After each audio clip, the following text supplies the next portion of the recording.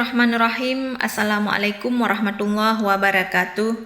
Alhamdulillahirrabbilalamin. Allahumma salli ala Sayyidina Muhammad wa ala alihi wasahbihi wasallim. Syukur alhamdulillah kita masih diberikan kesehatan oleh Allah Subhanahu wa taala. Saya doakan semoga sahabat semua selalu dalam lindungan Allah Subhanahu wa taala, dimudahkan rezekinya serta dipanjangkan umurnya. Amin ya rabbal alamin. Sahabat pintu surga yang dirahmati Allah, pada kesempatan kali ini kita akan membahas ada 4 surat-surat pendek yang dianjurkan Rasulullah sallallahu alaihi wasallam dibaca saat salat tahajud. Sahabatku yang dimuliakan Allah, salat tahajud merupakan salat sunnah yang dikerjakan pada malam hari sesudah mengerjakan salat Isya hingga terbit fajar dengan kondisi sudah tidur. Meskipun hanya sebentar, waktu yang paling dianjurkan untuk mengerjakan solat tahajud adalah pada sepertiga malam, yaitu selepas tengah malam hingga memasuki waktu subuh. Hukum mengerjakan solat tahajud adalah sunat muakkad, yaitu ibadah sunnah yang sangat dianjurkan untuk diamalkan. Perintah mengenai salat tahajud ini dijelaskan oleh Allah Subhanahu wa taala dalam Al-Qur'an surah Al-Isra ayat 79, dan pada sebagian malam hari bertahajudlah kamu sebagai suatu ibadah tambahan bagimu. Mudah-mudahan Tuhanmu mengangkat kamu ke tempat yang terpuji. Tidak sedikit orang yang bertanya, surat apakah dibaca ketika melaksanakan salat tahajud? Setelah membaca surah Al-Fatihah, juga tidak ada bedanya dengan salat lainnya. Namun terdapat bacaan surah pendek salat tahajud seperti yang dilakukan Rasulullah sallallahu alaihi wasallam. Lalu apa saja bacaannya surah pendek pada saat salat tahajud? Sahabatku yang dirahmati Allah, kriteria utama surah yang dibaca Rasulullah adalah surah-surah yang ringan. Ukuran surah yang ringan ini sangat subjektif. Masing-masing orang membaca surah pendek yang ringan ini seperti difirmankan oleh Allah Subhanahu wa taala dalam Al-Qur'an, surah Al-Muzammil ayat 20.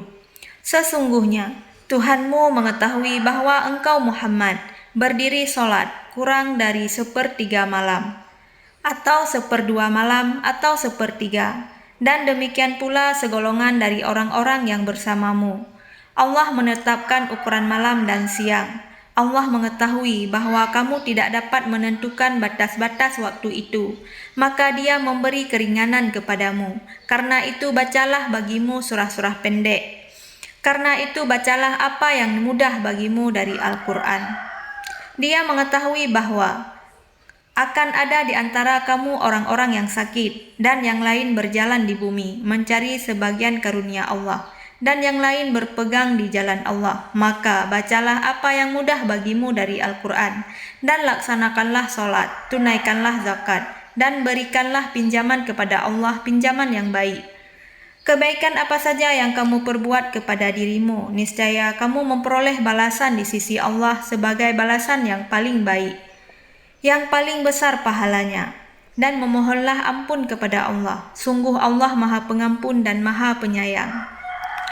Inilah 4 surat pendek yang dianjurkan untuk dibaca saat solat tahajud.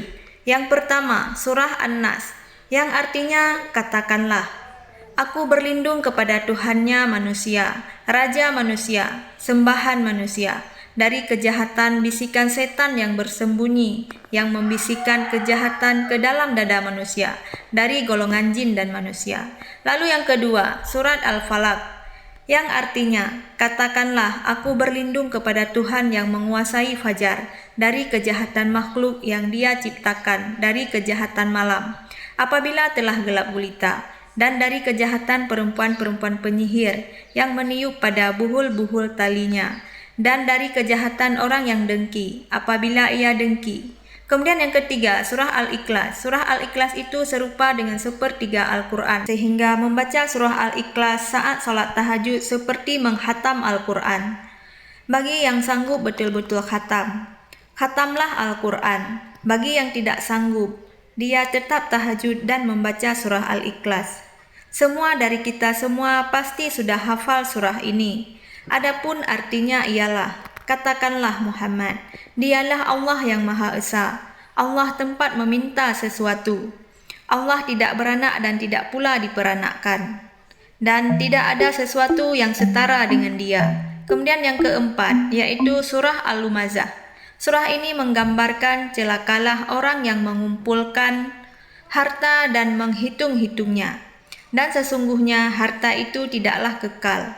Adapun arti dari surah ini adalah celakalah bagi setiap pengupat dan pencela yang mengumpulkan hartanya dan menghitung-hitungnya. Dia manusia mengira bahwa hartanya itu tidak dapat mengekalkannya sekali-kali. Tidak pasti dia akan dilemparkan ke dalam neraka Gutama.